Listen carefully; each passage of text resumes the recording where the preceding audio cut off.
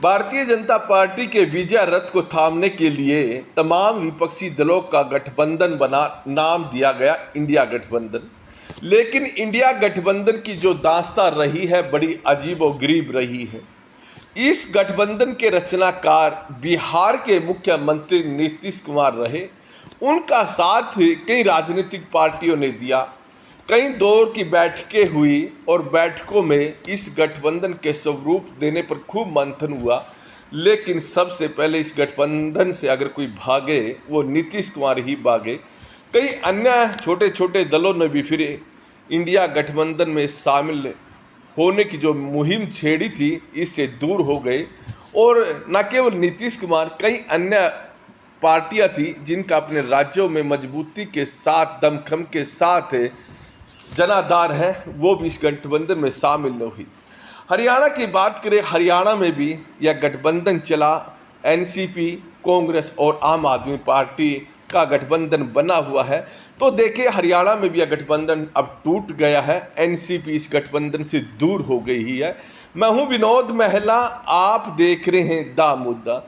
दरअसल एनसीपी के नेता शरद पवार 1 साल पहले हरियाणा के करनाल में आए थे और उन्होंने वादा किया था कि मराठा वीरेंद्र वर्मा को करनाल संसदीय क्षेत्र से चुनाव लड़ाया जाएगा।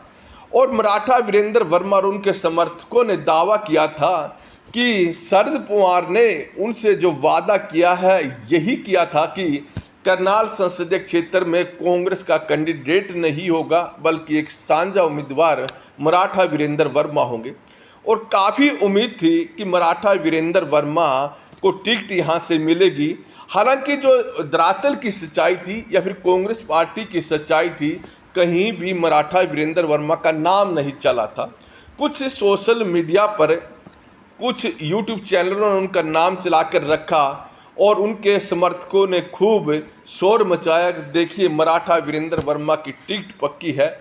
हालांकि एनसीपी के नेता हैं मराठा वीरेंद्र वर्मा, लेकिन दास्तान तो यही देखी गई कि वो टिकट कांग्रेस से मांग रहे थे, कि कांग्रेस से उम्मीद कर रहे थे, लेकिन कांग्रेस ने एनसीपी को यह सीट नहीं दी और दिवांशु बुद्धि राजा के टिकट की घोषणा कर दी। उसके बाद मराठा वीरेंद्र वर्मा ने यहाँ करनाल संसदीय क्षेत्र से चुनाव लड़ने का ऐलान कर दिया और जो चुनाव वो लड़ेंगे वो एनसीपी के टिकट पर लड़ेंगे। यानी अब एनसीपी और कांग्रेस दोनों अलग अलग यहाँ से चुनाव लड़ रही है। एनसीपी का हरियाणा के अंदर कोई जनाधार नहीं है।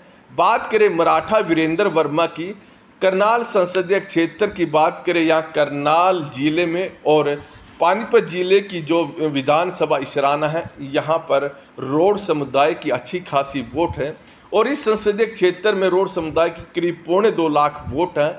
ऐसे में अगर मराठा वीरेंद्र वर्मा की जो ताकत बनेगी तो ये रोड समुदाय की वोट ही है। हालांकि दावा यह भी किया जा रहा है कि अन्य समुदाय से भी उन्हें वोट मिलेगी, लेकिन यहाँ पर भी थोड़ा सा विवाद है क्योंकि मराठा वीरेंद्र वर्मा की जो थ्योरी रही थी वो अपने आप को या रोड समाज को मराठाओं से जोड़ते हैं और कहते हैं कि 1761 में जब पानीपत की लड़ाई हुई थी तो कुछ मराठे यहाँ पर रह गए थे और ये रोड है वो ही मराठे हैं। लेकिन रोड समाज का बड़ा तबका उनकी इस बात से सहमत नहीं है और यहाँ पर पिछले 20 सालों से विचारों की लड़ाई चली हुई है। तो देखने वाली बात रहेगी क्या ये रोड समुदाय मराठा वीरेंद्र वर्मा के साथ लगेगा, नहीं लगेगा। बात करें इंडियन नेशनल लोकदल की, इंडियन नेशनल लोकदल के जो नेता है अभय सिंह चौटाला, वो भी कुरुक्षेत्र संसदीय क्षेत्र से चुनाव लड़ रहे हैं और अभय सिंह चौटाला ने ही दावा कर दिया था अगर मराठा वीरेंद्र वर्मा को इंडिया गठबंधन से टिकट मिलता है तो वो उनके खिलाफ कोई प्रत्याशी नहीं उतारेंगे, यानी मराठा वीरेंद्र वर्मा को वो समर्थन करेंगे। खैर इंडिया गठबंधन से तो मराठा वीरेंद्र वर्मा को टिकट नहीं मिली, लेकिन वो एनसीपी के टिकट पर खड़े हो गए हैं। तो अभय सिंह चौटाला ने अपने वादे के अनुसार मराठा वीरेंद्र वर्मा का समर्थन कर दिया है। इसके समर्थन करने के 2 कारण निकलते हैं। पहला कारण यही है कि अभय सिंह चौटाला की पार्टी करनाल संसदीय क्षेत्र में इतनी मजबूत नहीं और पिछली दफ़ा भी कोई अच्छे वोट उनके प्रत्याशी के पास नहीं आए थे। लेकिन दूसरा सबसे बड़ा कारण यही माना जा रहा है कि कुरुक्षेत्र संसदीय क्षेत्र से अभय सिंह चौटाला चुनाव लड़ रहे हैं और इस संसदीय क्षेत्र में 75 से 80 हज़ार वोट है वो रोड समुदाय की है, खास तौर पर पुंडरी और थानेसर विधानसभा में, और कुछ वोट है वो लाडवा विधानसभा के अंदर भी है। ऐसे में अभय सिंह चौटाला की निगाह इसी रोड समुदाय की वोट पर है और उन्हें उम्मीद यही है कि करनाल संसदीय क्षेत्र में रोड समुदाय यानी फिर मराठा समुदाय से आने वाले वीरेंद्र वर्मा का समर्थन किया तो रोड समुदाय के लोग कुरुक्षेत्र संसदीय क्षेत्र में उन्हें वोट दे देंगे। हालांकि कभी रोड समुदाय चाहे करनाल संसदीय क्षेत्र का रहने वाला हो या फिर कुरुक्षेत्र संसदीय क्षेत्र का, वो इंडियन नेशनल लोकदल को वोट देते रहे हैं और चौधरी देवीलाल के साथ यह वर्ग वर्षों से जुड़ा हुआ है। लेकिन देखें तो पिछले 20 सालों से यह वर्ग इंडियन नेशनल लोकदल से टूट गया था और इसको तोड़ने में जो सबसे बड़ी भूमिका निभाई थी वो मराठा वीरेंद्र वर्मा ने निभाई थी। मराठा वीरेंद्र वर्मा ने पहला विधानसभा का चुनाव 2005 में नीलोखेड़ी विधानसभा से लड़ा था और उस समय सीट ओपन थी और उस समय उन्होंने इंडियन नेशनल लोकदल के खिलाफ खूब बिगुल बजाई थी। खैर, अब इंडियन नेशनल लोकदल और एनसीपी दोनों मिलकर चुनाव लड़ रही है। क्या इंडियन नेशनल लोकदल को इसका फ़ायदा मिलेगा या फिर इसका सारा फ़ायदा एनसीपी उठा लेकर जाएगी? इसके दो तरह की बातें सामने आ रही है। दो जो बुद्धिजीवी वर्ग है उनसे हमने बातचीत भी की और उनकी थोड़ी जो राय है वो अलग अलग है। एक वर्ग का कहना है कि देखिए, कुरुक्षेत्र संसदीय क्षेत्र में रोड समाज की अच्छी खासी वोट है और अभय सिंह चौटाला उम्मीद कर रहे हैं कि मराठा वीरेंद्र वर्मा के साथ खड़े होने से यह समुदाय उनके साथ लग जाएगा। ऐसा भी नहीं है। इस वर्ग का कहना, इस वर्ग की सोच है कि देखिए, मराठा वीरेंद्र वर्मा से तो रोड समाज ही नाराज है और पुंडरी विधानसभा में या फिर थानेसर विधानसभा में मराठा वीरेंद्र वर्मा का प्रभाव ना के बराबर है।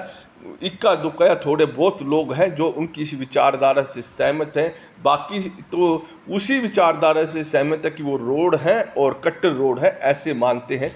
ऐसे में मराठा वीरेंद्र वर्मा के कारण अभय सिंह चौटाला को वोट मिलेंगे यह होता दिखाई नहीं दे रहा है। दूसरा कारण यही है कि अभय सिंह चौटाला को रोड समाज की जो वोट मिलेंगी वो क्यों मिलेगी? दरअसल रोड समाज के बहुत सारे युवक बाहर गए हुए हैं, बहुत सारे डोंकी के माध्यम से अमेरिका गए हुए हैं और उनको वहाँ पर पक्का होने के लिए इंडियन नेशनल लोकदल का जो मेंबर है वो दिखाना पड़ रहा है और वो वहाँ पर ये बताते हैं कि वो इंडियन नेशनल लोकदल के कार्यकर्ता हैं और यह पार्टी 20 सालों से सत्ता में नहीं है और भारतीय जनता पार्टी उन्हें उत्पीड़ित कर रही है। डर के मारे वो लोग अमेरिका में आए हैं, लिहाजा शरण उन्होंने मांगी है। तो यहाँ रोड समुदाय के लोगों को अच्छी तरह से पता है, चाहे करनाल संसदीय क्षेत्र के रहने वाला रोड हो या फिर कुरुक्षेत्र संसदीय क्षेत्र का रहने वाला, कि हाँ, अभय सिंह चौटाला की पार्टी की वजह से कई हजार जो युवक हैं वो अमेरिका में उन्हें इसका फ़ायदा मिला है। अब इंडियन नेशनल लोकदल की मेंबरशिप का, चाहे वो इंडियन नेशनल लोकदल के यहाँ पर सदस्य रहे हो या नहीं रहे हो, लेकिन वहाँ वो इंडियन नेशनल लोकदल के सदस्य बनकर गए हैं। लिहाजा कहीं ना कहीं रोड समुदाय के लोगों में इंडियन नेशनल लोकदल के प्रति थोड़ी सहानुभूति है कि देखिए, हमारे समाज के कई हजार बच्चों को रोजगार दिलवाया है, वो वहाँ पर जाकर उन्हें शरण मिली है। ऐसे में क्यों ना हम इंडियन नेशनल लोकदल के प्रत्याशी अभय सिंह चौटाला को वोट दें। अगर वो वोट देते रहेंगे तो निश्चित तौर पर इंडियन नेशनल लोकदल भी आगे जो युवक जाएंगे उन्हें ये मेंबरशिप देती रहेगी। अगर अभय सिंह चौटाला को वोट नहीं दिया तो वो नाराज भी हो सकते हैं और उस स्थिति में ये जो मेंबरशिप देते रहते हैं इस पर रोक भी लगाई जा सकती है। हालांकि देखिए, अभय सिंह चौटाला अब भी जब वो रोड बिरादरी के गांव में जाते हैं तो कहते हैं कि उनके पास जो भी आए हैं उन्होंने उनका सहयोग किया और वो सहयोग करते रहे हैं। ऐसे में देखें, जो रोड समुदाय के नेता हैं इंडियन नेशनल लोकदल में जुड़े हैं, वो भी रोड समाज के गांव में जाकर कहते हैं कि आपका भी दायित्व बनता है, आपका भी कर्तव्य बनता है कि आप अभय सिंह चौटाला को वोट दीजिए। तो दूसरी बात करें एनसीपी पर करनाल संसदीय क्षेत्र की, क्या अभय सिंह चौटाला के समर्थन देने से एनसीपी को फायदा मिलेगा? निश्चित तौर पर, क्योंकि इंडियन नेशनल के पास जो वोटर होता है वो पक्का वोटर होता है, वो ट्रांसफ़र भी होता है। अब एनसीपी के प्रत्याशी व मराठा वीरेंद्र वर्मा होंगे। जितनी भी वोट है, हालांकि कोई ज़्यादा वोट इंडियन नेशनल लोकदल की करनाल संसदीय क्षेत्र में नहीं है, लेकिन जितनी वोट है वो वोट 95% वोट हैं वो मराठा वीरेंद्र वर्मा के पास जाएंगी और उनकी जो स्थिति है मजबूत करेगी और वो वहाँ करनाल संसदीय क्षेत्र में त्रिकोणीय मुकाबला पैदा कर सकते हैं, ऐसी संभावना है। हालांकि चुनाव है, चुनाव किस करवट बदलता है कुछ नहीं कह सकते। इतनी बात सही है, अगर रोड समुदाय मराठा वीरेंद्र वर्मा के साथ खड़ा होता है तो मुकाबला बड़ा टेढ़ा हो सकता है, लेकिन अगर ये मराठा की थ्योरी पर रोड समाज खड़ा नहीं हुआ तो हो सकता है कि मराठा वीरेंद्र वर्मा उस तरह का मुकाबला नहीं दे पाए। लेकिन अगर रोड समाज खड़ा हो गया तो मराठा वीरेंद्र वर्मा एक ताकत के तौर पर आगे बढ़ेंगे और निश्चित तौर पर वो त्रिकोणीय मुकाबला इस संसदीय क्षेत्र में बना सकते हैं।